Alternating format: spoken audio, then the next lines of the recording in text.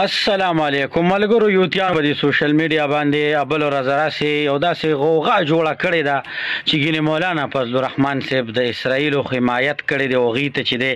داسې خبرې کړې دی هغه سي ټول درد او تکلیف په دې خبره دی خو چونکې یوتیا ستوي بي وقوفه مخلوق ته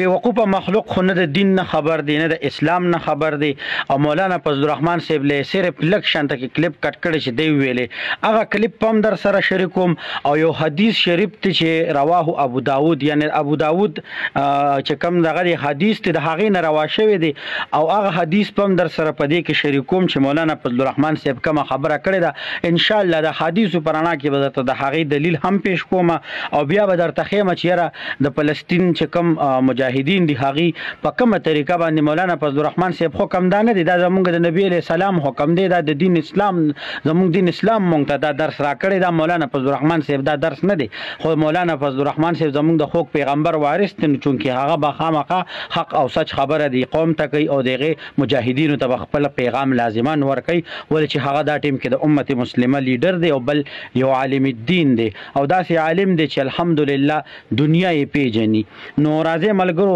یوتیانو چې کم کلیپ ایډیټ کړو هغه هم وورئ او بیا ورسره هغه مکمل کلیپ هم وورئ پس د هغې نه به ورته بیا د انساني حقوقو چې کم دغه دی حدیث ته هغه هم پیش کوم او بیا به دا چې کم اسرائیلو کې کم مجاهدین جنگیږي د هغې هغه کلیپ په ورته هم پیش کوم نو راځئ زموږ سره اوسئ अपने फिलिस्तीनी भाइयों से और मुजाहिदीन से कहूंगा कि वो इंसानी हुकूक का एहतराम करें, उसे तहफ़्फ़ुज़ दें, उसका लिहाज रखें, बच्चों, औरतों और आम शहरियों को गज़ंद न पहुंचाएं, उनकी जिंदगियां तल्फ न करें और मुजाहिदीन से कहूंगा कि वो इंसानी हुकूक का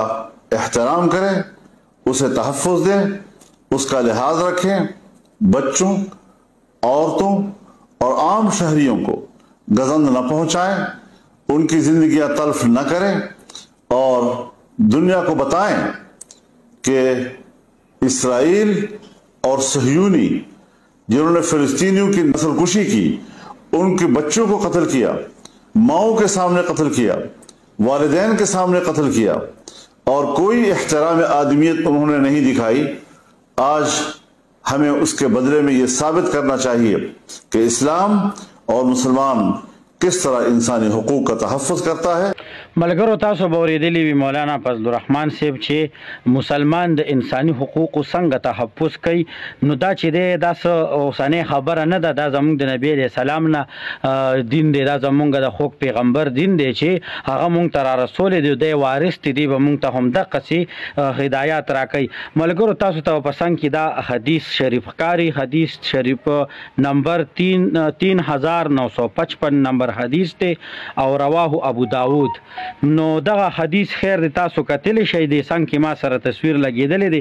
دا دغه حدیث نه چې دی دا روایت شوی دی او مولانا فضل الرحمن صاحب د دغه په حدیثو په رڼا کې د فلسطین مجاهدینو له پیغام ورکړی دی بیا زما سره په څنګ کې دا بل یو ویډیو کلیپ دی دا تاسو کتی شئ چې دا چې دی نو دا د فلسطین مجاهدین دی ورغلی دي او دا فلسطین مجاهدین چې دی نو هلته کې خپل دغه کوي خو هلته کې د زنانه او د ماشومانو څنګه خیال ساتي نو دغه دی تاسو کتی شئ بیا تعرف انه الانسانيه عين مش عنده